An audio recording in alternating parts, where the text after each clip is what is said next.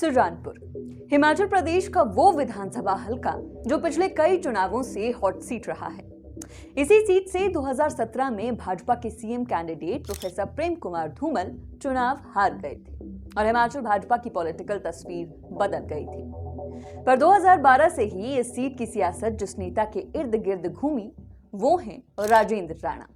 और अब इन्हीं राणा के निमंत्रण पर सुजानपुर में जयराम ठाकुर सहित हिमाचल भाजपा के कई दिग्गज एक मंच पर जुटेंगे। कार्यक्रम बेशक भूतपूर्व सैनिकों का है, लेकिन नेताओं की मौजूदगी से लाजमी है सियासी पारा जरूर चढ़ेगा। बताया तो ये भी जा रहा है कि इस मंच पर अनुराग ठाकुर भी मौजूद होंगे। तो क्या राजेंद्र राणा और धूमल परिवार के बीच फासले अब खत्म हो गए हैं? कुछ कहा नहीं जा सकता। बहरहाल आपको बताते हैं सुजानपुर और इस सुजानपुर की सियासत के बदलापुर बनने की कहानी। आज सियासतनामा में चर्चा इसी पर। नमस्कार, मैं हूं नेहा धीमान और आप देख रहे हैं फर्स्ट वर्डिक मीडिया की खास पेशकश सियासतनामा। राजेंद्र राणा कभी भाजपाई थे और प्रोफेसर प्रेम कुमार धूमल की करीबी भी। फिर धूमल परिवार से मतभेद हुए और भाजपा से राह भी जुदा हो गई। 2012 में राणा ने इसी सुजानपुर सीट से निर्दलीय चुनाव लड़ा और जीतकर पहली बार विधानसभा पहुंचे। फिर वीरभद्र सिंह के करीबी हुए और कांग्रेस में शामिल हो गए। 2014 में अनुराग ठाकुर से लोहा लेने कांग्रेस टिकट पर मैदान में उतरे, लेकिन हार का सामना करना पड़ा। इसी फेर में विधायक की कुर्सी भी छोड़नी पड़ी और उपचुनाव में उनकी पत्नी को भाजपा प्रत्याशी नरेंद्र ठाकुर के सामने हार का सामना करना पड़ा। पर राणा हार के बावजूद मैदान में डटे रहे। हर शख्स की जुबान पर सुजानपुर का नाम तब आया जब 2017 के विधानसभा चुनाव में राजेंद्र राणा ने भाजपा के सीएम प्रत्याशी प्रोफेसर प्रेम कुमार धूमल को पटकनी दे दी। राणा की इस जीत के चर्चे न सिर्फ हिमाचल में हुए बल्कि पूरे देश में इसकी गूंज रही। इस एक चुनाव ने हिमाचल भाजपा की पूरी राजनीति बदल कर रख दी और प्रोफेसर प्रेम कुमार धूमल भी इसके बाद आहिस्ता आहिस्ता सक्रिय राजनीति से दूर होते गए। इसे धूमल परिवार से राणा के बदले के तौर पर भी देखा जाता है। शायद ही धूमल कभी इस हार को भूलेंगे।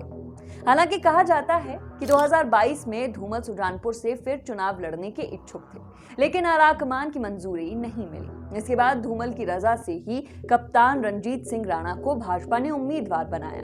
तब धूमल परिवार ने पूरी ताकत झोंक दी।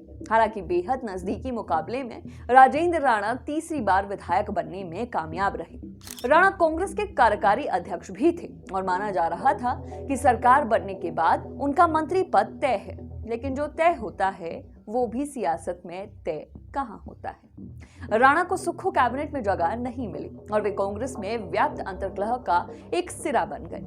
फरवरी 2024 में हुए राज्यसभा चुनाव में उन्होंने क्रॉस वोट किया और अन्य 5 कांग्रेसी विधायकों संग बगावत का बिगुल फूंक दिया।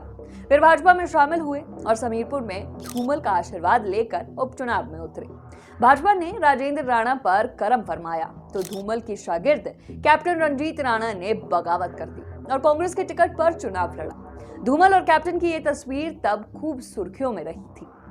कैप्टन के समर्थकों ने सुजानपुर को बदलापुर बनाने की कसम खा ली। चुनाव नतीजा आया तो नजदीकी मुकाबले में इस बार कैप्टन विधानसभा पहुंच चुके थे और राजेंद्र राणा के हाथ खाली रह गए। रोलर कोस्टर जैसे अपने अब तक के सियासी सफर में राजेंद्र राणा अर्श से फर्श तक पहुंचे हैं, लेकिन सुजानपुर हलके में उनकी सियासी पकड़ को जरा भी कमतर नहीं आंका जा सकता।